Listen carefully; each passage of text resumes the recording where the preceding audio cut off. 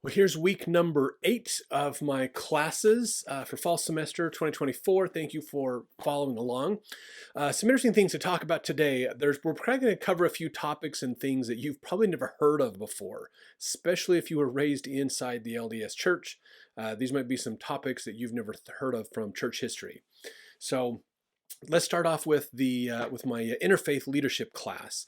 So had a great experience with that class. This week we spent a lot of time learning about other interfaith leaders like Mahatma Gandhi, Martin Luther King Jr., Doris Day, and other groups that they were people who had a lot of uh, clout and a lot of effort in bringing religious people together to encourage support and unity.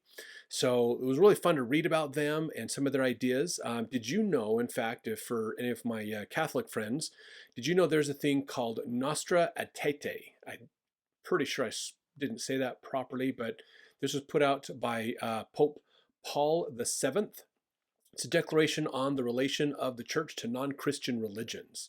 This is actually an official edict of the Catholic Church that says that if you're a good Catholic, you should learn to get along with other religions, basically. You don't have to agree with them, but you should be at least willing to work with them. It was just a really interesting read. We got to read about that a little bit as well. So interfaith, again, is about not trying to say my religion's more important than your religion or my religion is right, yours is wrong.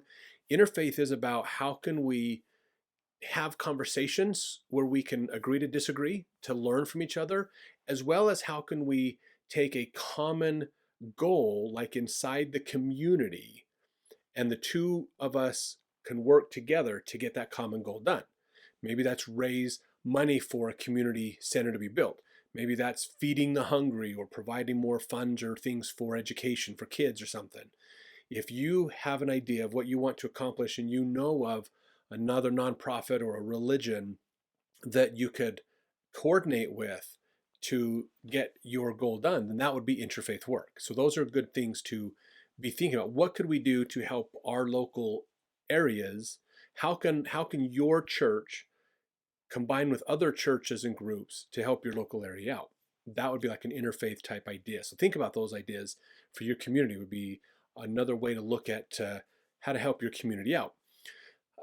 In my Mormonism class this week, Mormonism and Early American History, we are talking about the building of Utah, basically. As the saints had come west, they had settled in the Salt Lake Valley and were spreading out. We talked about how their scholars have identified 3 distinct migration movements that the settlers, early pioneers, went through. One was, of course, coming west to Utah, settling in the Salt Lake Valley. The second was migrating up. Well, I guess so. After they came west, the first thing they did was they settled the Salt Lake Valley and moved up and down what we would call today the I-15 corridor. Another way that scholars have referenced this Wasatch Front movement, north and south, is the Mormon corridor, because they're not just looking at Wasatch Front, they're looking up through Idaho and all the way down to San Bernardino, California. So the route that I-15 takes has been a popular route for even wagons in the 1800s to travel. So I-15 was just built kind of along that same route, basically. So this was the saints moving out. So now they've come west. Now they're expanding along this, what scholars call the Mormon corridor. So up into Idaho, all the way down to San Bernardino, California. The other expansion is, the first expansion was Wasatch Front. Then it was getting into the other areas, like even into Nevada and Colorado, Arizona, branching out a little bit further from the Mormon corridor was the second Mormon migration. And then the third Mormon migration was getting outside of the United States. So up into Canada, like Alberta, Canada, there's a lot of settlements up there. Down in Mexico was a lot of settlements as well that the church had, as well as other places in northern Arizona and other things. The third migration of the LDS Church was predominantly about hiding polygamists. So when polygamy was banned in America in the 1860s, no, 18, let's see, it was just after 1880 that it was banned, and the church came under a lot of pressure to abandon polygamy, to get rid of all that. So a lot of men who are practicing polygamy in some of their families left. They moved to Canada, they moved to Mexico, northern Arizona, other places to get out of the jurisdiction of the United States. And that was that third migration, basically, that happened. So the Saints come west, then they build up along the Wasatch Front, then they expand out from there into other states. So they start in Salt Lake, go north and south, and then they go east and west, then they go outside the country for that third migration. So it's interesting to think of these as three different types of events. Scholars have identified these are separate types of migrations for different reasons and things that they had. During the expansion of the church, as the LDS Church went out, they discovered something that they weren't very happy about. And it was, as they especially started going south, from the Salt Lake Valley south, they ran into Indian groups. And one of the ways these Indian groups were keeping their tribes afloat, like having resources for their tribes to do things, was slave trade.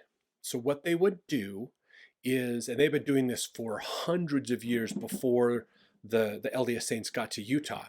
What they would do is whenever they have a battle, they would go raid a neighboring tribal camp. They would take children and women from that camp, and they would be prisoners of the tribe. And the local tribe who captured them would use them as slaves. And eventually they would torture them and kill them in pretty crazy ways, too. It wasn't very nice. But most of them, some of them would be kept as slaves for themselves. Most of them, what would happen is there's groups of people that would come up from New Mexico.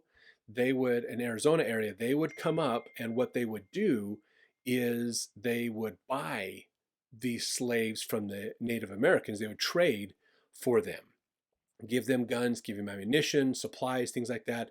Then they would take the slaves with them back to their homes and have slaves there. This was a very common thing. It was just a common traffic. They had been going back and forth a lot. So as the Saints moved into the area, they realized, oh my gosh, this is a terrible thing. We shouldn't encourage this to happen.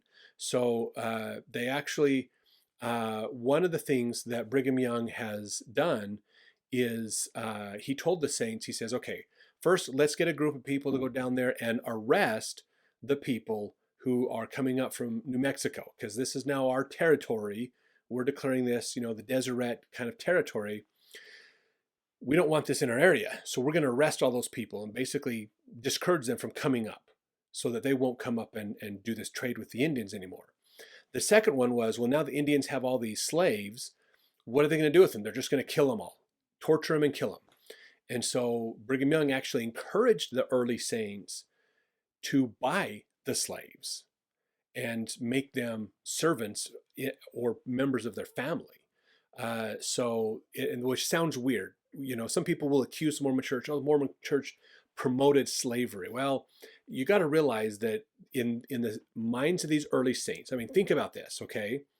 You come across some Indians and you see them beating other Indians. They capture, like there was one story of a teenage girl that they had caught, and they basically they took like a axe or a knife and like made a bunch of slices in her arms and legs, and then were sticking sticks that had that they had put in the fire that were burning, the end of a stick that's burning, jamming them in there into her wounds and things. They had one young man that they decided to kill him, and so what they did is they kind of hung him and they let his head whack against the wagon wheels, and until he died. He got beaten in the head so many times he eventually lost consciousness and he died eventually.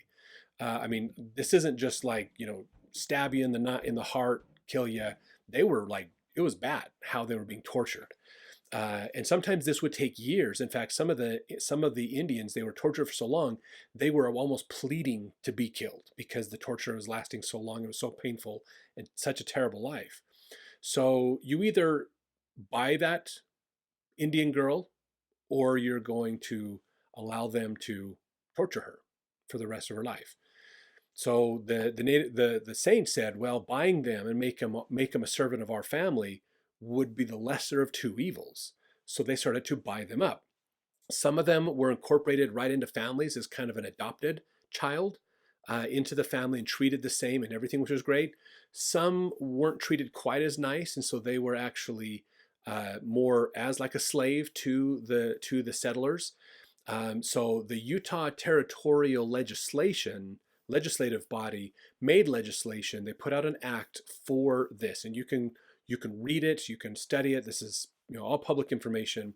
They wrote an act up that said, okay, we're going to allow this because the Indians are going to do it anyways, and they've been doing it for hundreds of years anyways. We're going to encourage people to buy the slaves. But if you buy a slave from the Indians, you can only have them serve as a servant for 20 years, and then you've got to let them go. While they're your servant, only in 20 years was the max. You could let them go anytime before then. While they're your servant, you have to clothe them and feed them like one of your family, and you're required to educate them, send them to school like 3 months a year, which doesn't sound like a lot today, but back then, what do you do when you're out in those areas? So that's what they did. So they educated these young Indians. They clothed them in white people clothes, for the lack of a better word, for the settlers' clothing, not Indian clothing. Some of them would actually let their Indian relatives visit with them, or them go back to their Indian relatives. Some of them tried to keep those connections with their Indian family. Some severed all those ties and wouldn't let them talk to their Indian relatives. So there's always some unevenness in how it got applied. But the goal was to help these Indians out. They're already been stolen from their other tribal families, and this tribe is now abusing them. So let's get them out of the abuse and let's see if we can help them. And it didn't, like I said, it didn't quite work as well in some cases. Unfortunately, and I think there's a lot of those stories out there of the Native Americans being bought by settlers and then treated poorly. If not treated poorly, the challenge was if you tried to convince that Native American child to no longer have anything to do with the Indians, you're breaking a lot of cultural ties. Those kinds of things. So there were some challenges around like connections and family and stuff like that. There's even a story once of a young Indian boy who ran away from his settler family that owned him technically, and went back to his Indian tribe. He was like this in this Indian tribe. So they actually found him. He had ran away. So they're like, what's going on? And they eventually found him back at the Indian camp. And the dad reprimanded the chief of this camp, saying, why did you not send him back to his family? Us, we bought him. So kind of an interesting commentary on just some of the thoughts they had. But this went on for a while until eventually, ideas and concepts changed to slavery. A lot of Native Americans started joining the LDS Church, which they started to adopt more ideas of colonialism, settlers, ideas, things like that, which they worked on. It was fun. I actually got to came across some family history while we were learning more about all these things. It was really kind of fun to see. So that's what we spend a lot of time in. I didn't realize when the church was branching out from the Salt Lake Valley, I hadn't thought about this, but this is really kind of a cool idea to think about. So they broke up Utah and the surrounding areas into missions, and each apostle was assigned to oversee the growth of a mission, which meant dealing with Indians and indigenous people in those areas and helping settlers get settled in. And so what would happen is you would be called on a mission. You'd be set apart like a missionary, but your whole job was you and a couple other families would be assigned to go to this mission.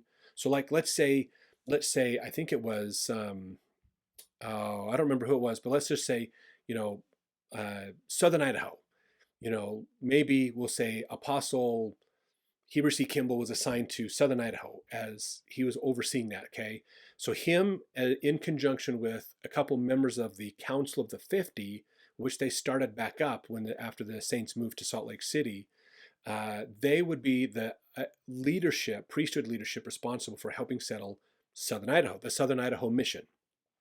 So what they would do is they would call people from the Salt Lake area as missionaries to the Southern Idaho Mission. Those missionaries' jobs is literally to just pick up their family and move to Southern Idaho. Then they would establish themselves in a town, and then they would build up a community, and then they'd bring in resources, get water figured out, and everything else, and they would start to build the building blocks of a good community. And then other people would start to be sent to migrate to those areas to build out a community. So they would set up a main city in this mission. And then once that main city was set up, they would start to grow satellite cities in the area. So one example that we used inside our class was the city of Manti. So that's down in central Utah. Manti was a mission city. It was the city that got set up, and then they set up satellite cities. So all the cities around Manti were satellite cities, and they were set up as smaller developments, basically, that could then rely on the main city. A couple advantages that happened for the church in doing this was, one, instead of just letting people go out and build these ranches all over the place and scatter them all over, keeping them in cities meant they had more community. So there was more of a social component that they would work with. So that kept people together. That encouraged people to attend church because they lived close by. They would build a church house. So usually there was a church house, a tithing house, and a tabernacle were the common three things. If you ever go into an old town in the western United States, and you can say, do you guys have an old church house and a tabernacle from the LDS church? And they say, yes. Okay, that was an LDS city. That's kind of an indicator that that city was probably set up by Mormons at some point. So what would happen is in that main city, again, a church house would be built so everybody come in to go to church. So you wanted to live close. Otherwise, if the farther away people lived, the less likely they were to travel in to go to their priesthood meetings, Relief Society meetings, those kinds of things. The church house was often also used during the week as the school, and on weekends as the social hall. So they would often have dual roles for these buildings. The tabernacle was usually set up as a different assembly area that was a little bit reserved for more like holy things that they would do. So sometimes even in general conference, they'd have like a radio in the tabernacle. So you could just go to the local tabernacle to listen to general conference. And they sometimes would dispatch out. For a while there, they thought, we need to have like an apostle or a member of the 70 or a general authority of the church. In order to make this an official general conference thing, somebody has to preside in that chapel or that tabernacle. So someone would travel up and then sit there, and you could either listen to it, or when TV came out, you could watch it. And eventually discontinued that, and you didn't have to worry about it, and they just broadcast at home or over satellite to church houses. But that was these ideas of building the communities out. So that's what they would do. So really fun to watch that migration and how things happened. In my grad school class, we read a book, and I want to talk about this book. This will be a little controversial probably. This is the book Tabernacles of Clay. Taylor Petrie, wrote this book. It's an actual really good book, and obviously if you look, there's the shadow of the temple is in a rainbow. This book is a perspective of LDS history from the standpoint of gender studies.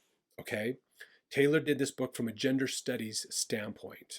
Thankfully, when we went to class yesterday, we actually got to meet him and talk with him over Zoom. In fact, last week's book Imperial Zions, Amanda was there as well, the author of that book. It was fun to meet these authors and talk with them and understand, why did they write this book and how did it come about and those kinds of things. So this book is more modern living history. So it's a different kind of history. Most of the people he talks about in this book are still alive today. So it's not like history about dead people that happened in the 1800s or early Christianity or things like that. They're still alive. There's a ton of quotes in here from President Oaks, Dallin H. Oaks, and other church authorities as well. So what Taylor has done is he did a bunch of research on let's look at the history of the church from a standpoint of gender issues. So we're going to take uh, the language and the perspective of LGBTQ ideas, transgender, those kinds of things, and what would the LDS Church's history look like if we look from that perspective. What he found was that there's not a lot there in the church as far as like discussion around gender issues and things outside of like polygamy or marriage type ideas through the 1800s. It wasn't until about 1950s that gender issues started becoming a thing for the LDS Church and the LDS history. So this book is more like 1950 to today almost, of what was that church's interactions like. So if you are somebody that only reads what the church prints, you just read the saints, you don't want to read anything else, you think the saints is like the perfect church history, it's the ultimate church history, you don't need to worry about anything else, you're not going to like this book at all. Because again, it's church history from a different perspective. Now, if you look at church history and say, I think the saints are great, that's one way to look at church history, but there's got to be a lot more to the story that I'm not seeing. If you've been following all of my videos, you're probably learning lots of stuff that you're going, I didn't know that. That's interesting. Do more research into these too to keep learning. If you're curious about other perspectives of church history, this book will be a very interesting read for you. I do recommend you take the time to read all the way through it though. If you get only chapter 2 in and think you're just upset about this book, you need to read all the way through it. Okay, he kind of pulls it together at the end. Realize he's coming from a very objective point. He's not advocating LGBTQ in the church. He's not trying to put a position out there of what the church should do.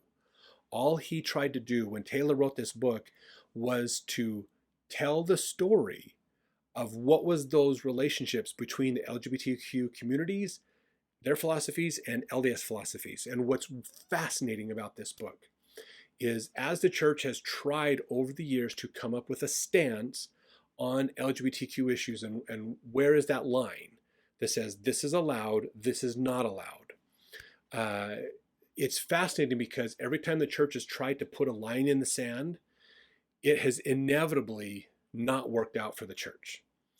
So a couple examples of that is back in the 50s, 60s, 70s timeframe, when they were doing a lot of psychological research. Even psychology back then saw homosexuality as a mental psychological disorder. It was in the DSM-4, their diagnostic books and things for psychology, as a disorder that can be cured.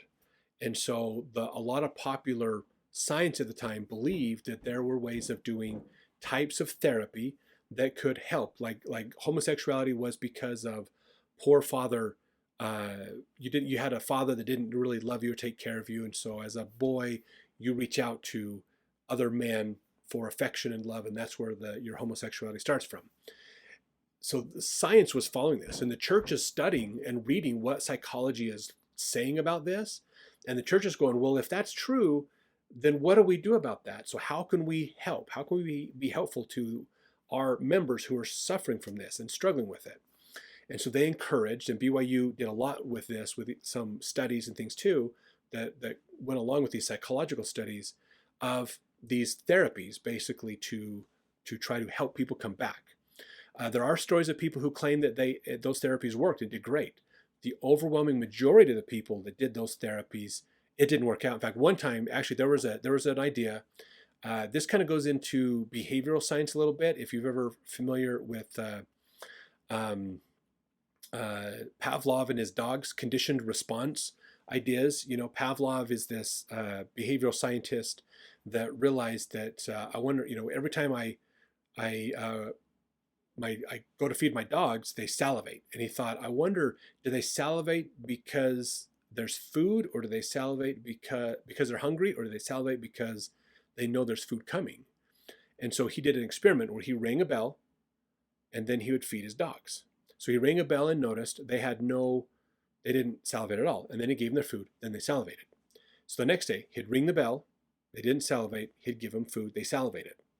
The next day he'd do this again. He did this for several days, and eventually in the brains of his dogs, he'd ring the bell, they would start to salivate because they associated the bell with food, which means they salivate. And then pretty soon it got to, we just salivate at the ring of a bell. So that's a conditioned response. And so that was this theory that homosexuality was somewhat of a conditioned response. So let's decondition people. So they would put pictures of like pornography in front of them and then shock them. That's this idea of conditioning a negative response in somebody to that so they stay away from it. And it didn't work. It didn't really work out well. In fact, the BYU and the church had to do some apologizing years and years and years later to the people who went through that because it didn't work. But the church was trying to look at modern psychology and what was going on with that and how can we use this to work with our people. And then it found out that all that science was bad and it didn't work out. So the church thought they were going this way and everything went that way. Then the church comes out with ideas of defining that you are, and I didn't realize this, but there was early discussion saying that you chose your gender in the preexistence. So when we were just intelligences, we didn't have a gender, and then when you get your spirit bodies, you choose which body you want, and that gays chose they weren't there to choose, or it was kind of a weird thing, and I think part of this was a confluence of why don't women have the priesthood? And they says, well, you don't have the priesthood because you chose to be female in the preexistence, and women didn't get the priesthood. So you chose it in the preexistence. That's why you don't have it here. Which I think there's no doctrine to prove that theory out. It's just a theory. No doctrine I've ever seen in the church that actually says. I didn't even know that theory existed until I was reading Taylor's book. But it was so fascinating. Again, in his mind, when you apply principles of gender theory, because in the LDS Church and most of Christianity, we think of gender as a fixed thing. It's male, it's female, and then there's weird interpretations around that. But what's really interesting that Taylor points out in this is when you apply the concepts of gender theory to what the church is doing, you have to realize that the church keeps changing their mind on what's going on. And so it's as if the church is acknowledging gender fluidity does exist because they keep changing what's going on, because there is male, there is female, but what happens if somebody is born with both genitals? What if somebody is born with no genitals? What if, so there's obviously from a biological standpoint, there are variances in there. And so if we assume each variance as a type of gender, then there's a wide series of genders. So that's kind of what the queer theory and these ideas talk about. And so in his book, he shows actually that in a way, the church actually, they reluctantly acknowledged that fluidity in gender is a real thing. It was really interesting. I'd never thought about it from that perspective. And I'm not saying that Taylor's right in some of these ideas he brings forward.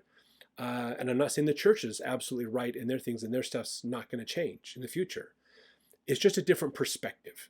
And it's fascinating to see those contrasting perspectives to give us a chance to learn and to understand things better. So if you want to dig into modern, like current stuff, I mean, this talks about like Prop 8 in California and some of the other issues that came out, even the 2015, the problem we had, remember when the church said, hey, if you are a child of same-sex couples, you can't get baptized, and the mess that created, and then they kind of rescinded it and adjusted it later. This talks about proclamation of the family issued, lots of things like that. So if you want to see a different perspective of current church history, it's a fascinating read. It really is a good read. Well worth getting into. Honestly, just read the whole book, okay? And read his epilogue at the end as well to understand his thoughts and what, as he's seen this. Again, he's not trying to advocate that the church needs to change. He's not trying to advocate that the church needs to accept gays or anything like that. all he's trying to say is, look, here's the issues. Here's the competing values and points that are coming up. And here's a different way to think about this, okay? If you are a gay person and you wanted to understand, queer theory ideas within the church, this will be a good book to read. It's really interesting because if you came from a perspective of somebody in the queer, LGBTQ community, and you read this book as a way to understand LDS church ideas, one thing that will stand out in here is that the LDS church is learning and changing, and in recent years, a lot of the apostles have admitted that they don't know the answer. They don't know yet what it is, but they're trying. And when they make a mistake, yeah, some could argue that they could have put out a bigger, more public apology when they've made mistakes in the past. But the thing is they're still learning and they're adapting and changing their thoughts as they keep learning. They don't know the answers to that conundrum of homosexuality and transgender and all those things yet. But they're willing to learn and they're willing to work on things. Their goal now is to promote and encourage members to accept people who think different than them without, accept them as people. They're still children of God. God still loves them. Yes, they have a different point of view. Yes, they think different, but that doesn't mean they can't be a part of the community in the church and things. So that's kind of a trend you see in the book, is that it's not the church is getting things wrong all the time, but the church is still trying. And rather than, if you look back on history, most of the time, like through, if you look at the Reformations, look at early Christianity, any of those times, you'll see that if the church, the stance the church took was different than what the society was, church basically just said, nope, this is it. Anybody that believes that, we're just going to execute you or kick you out. So it was really harsh, and it's no longer, the LDS church isn't trying to do that as much. They started with that a little bit, but now they don't do that as much. It's a really interesting read. Really, really interesting read. If you're interested in gender studies, queer studies, and LDS philosophy, it's probably one of the better books you'll get. It's fascinating. Taylor said when he was writing this, he waited for a very long time, many, many years before writing this, because he always thought there's got to be something here. He thought there's a story to be told in that idea of taking queer ideas, queer theory ideas, and looking at the LDS church with them. He knew there was a story to be told there. And he kept wondering, why hasn't somebody told that story? So he waited for years saying, why isn't somebody telling the story? There's lots of other stories out there, but they're not doing this one. And then it finally dawned on him, I'm going to have to tell that story. And so that's why he wrote the book. He says it took him about like 4 years to write this book. It's really well researched. It's a good book. It is a really good book to read if you want to get into some very different ways of thinking about church history. So I enjoyed it. I admit myself, this book and the one from last week, Imperial Zions, I have a love-hate relationship with both of them.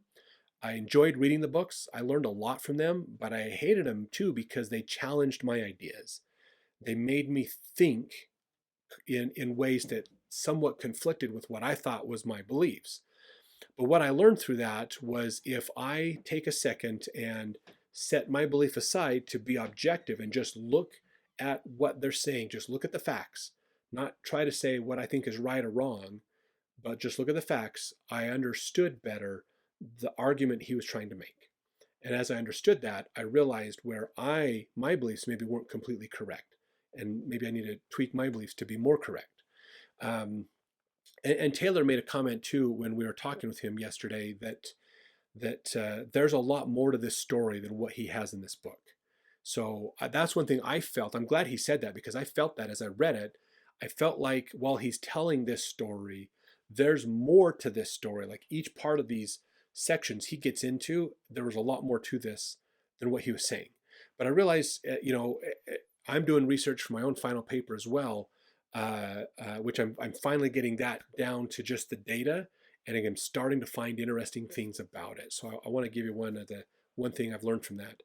But as I'm learning that sometimes you have to kind of say, okay, I can't go deep, I can't go really wide on this topic. I need to narrow it down to keep it in the limits of what I've got. So I can't just research everything. I've got to eventually sometimes cut off the little fringe parts and bring in. So I might not be able to tell the whole story, but I can tell enough of it to allow this story to move forward, and then others can come in and fill in those gaps with other books later on. So that's what he did. He's kind of emerging into this idea of LDS thoughts, comparing them with queer theory ideas.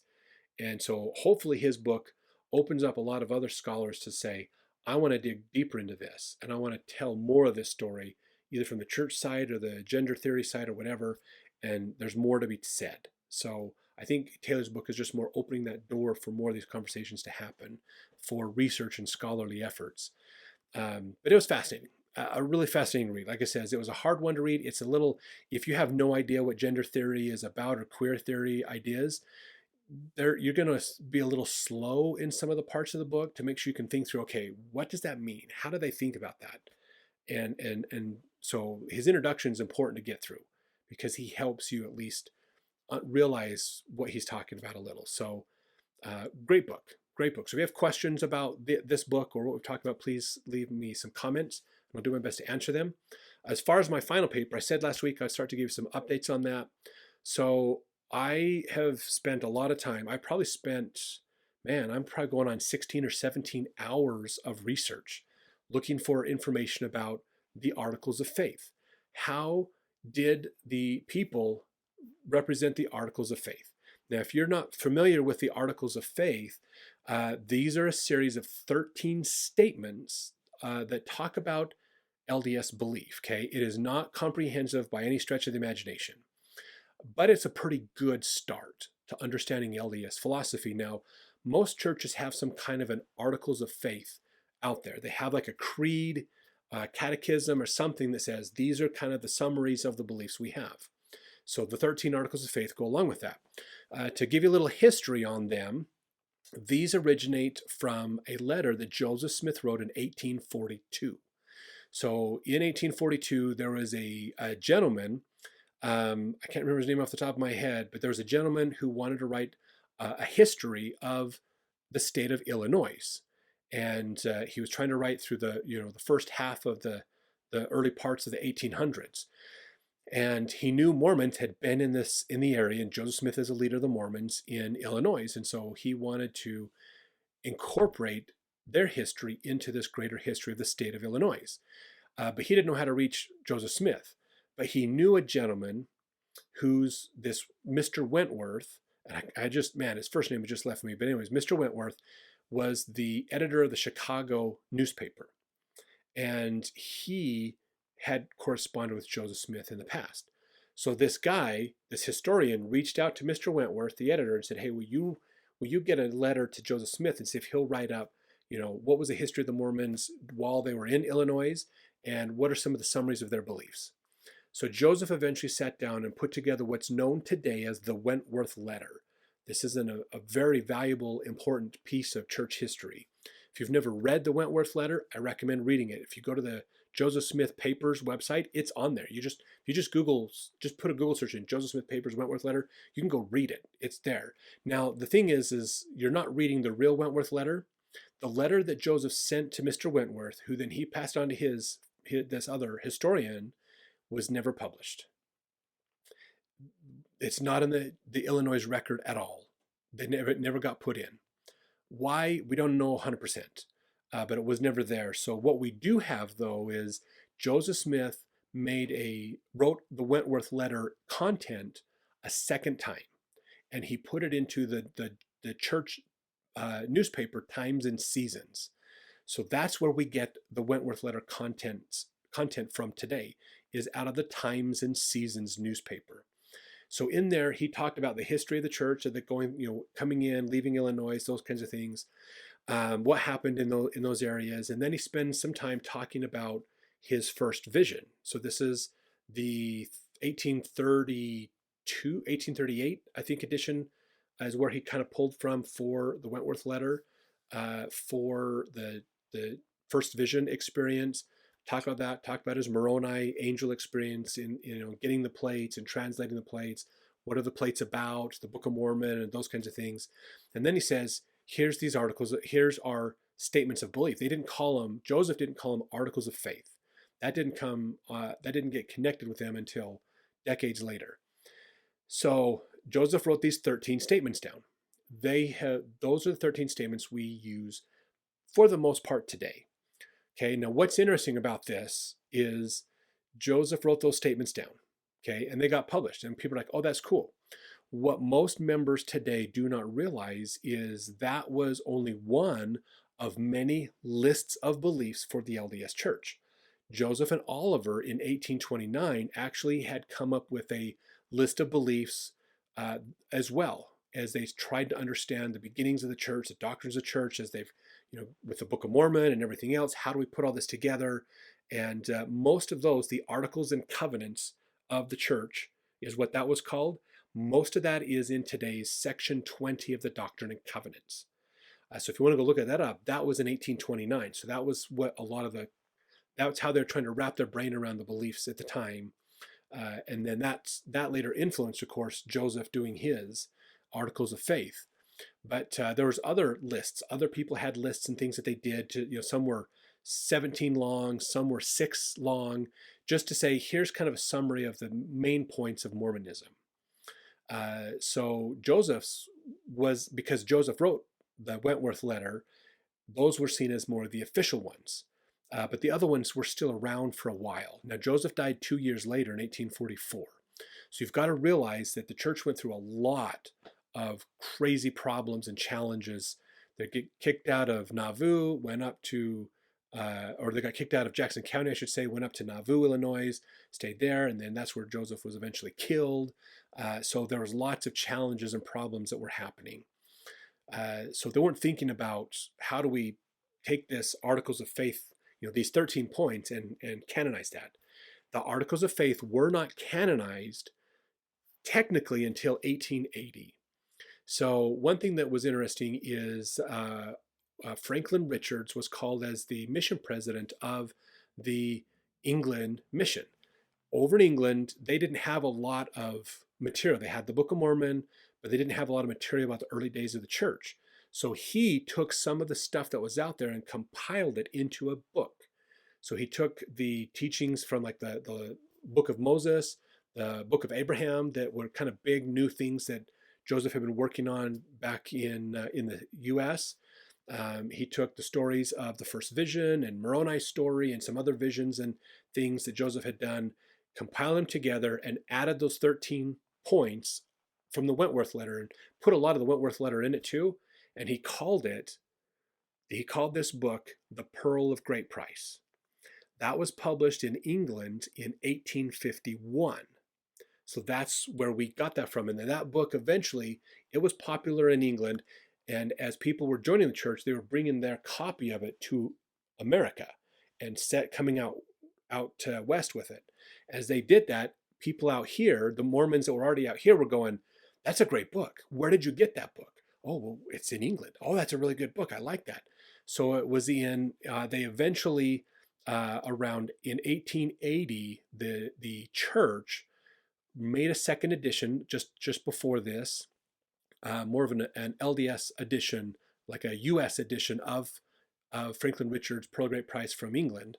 And they made another edition of it, and then they ratified it and voted on it during General Conference in 1880, and got the the Pearl of Great Price set up and recognized as scripture, as canon and doctrine for the church in 1880.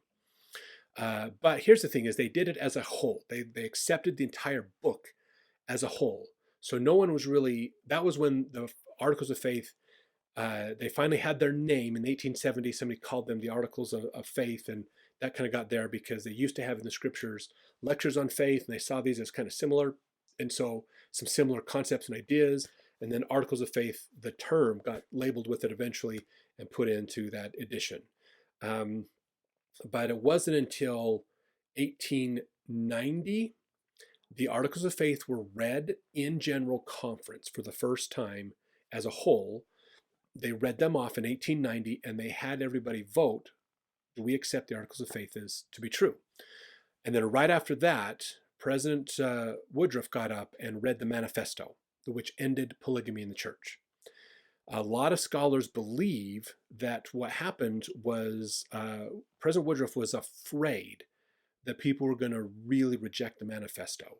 They were going to really push back on the getting rid of polygamy because of how many decades of polygamy they had lived, how ingrained it was into culture and doctrine for the church.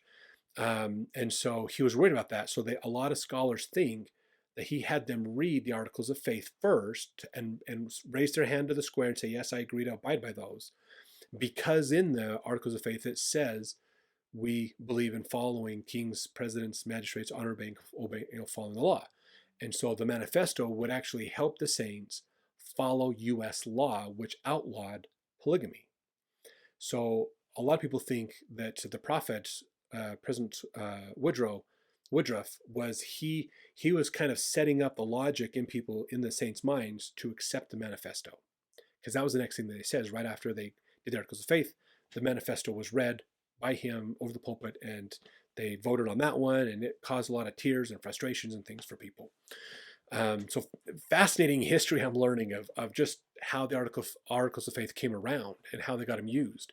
After 1890, it was 1889, they actually got James E. Talmage to start writing a book on the Articles of Faith, to go through them in greater detail.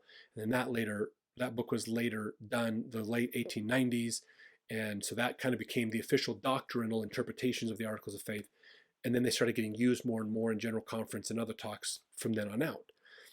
So that's the kind of research that I'm doing, is learning this and understanding it. One thing I've learned is I looked at General Conference talks from 1851 to 2024. I went through 73 years of conference talks, and I found over 500 specific references to the Articles of Faith in General Conference. One thing that stood out to me, Article Faith number 2 and Article Faith number 7 have never been specifically referenced in the research I did over the pulpit in General Conference. Absolutely wild that's that. Article Faith number 1 has been used like 13 or 14 times. Article Faith number 11 has been used like 13 times. Article Faith number 13 has been used, 12 was used 13 times. Article Faith 13 is used like 17 times. So it was the most popular one talked about. So just fascinating. So I've got more tidbits and stuff I'll talk about as I go along and consolidate this research and put it together. But what a story just around the Articles of Faith. It's so fun.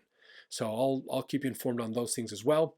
And let me know if you want to see the other research projects that I've been working on, like the other essays and papers. I'll be more than happy to share those with you as well. Let me know in the comments what you think, and I'll share some of those if you want also. So thanks for watching. Sorry this one went a little longer than normal, but man, we had a lot to talk about. And we'll talk to you later.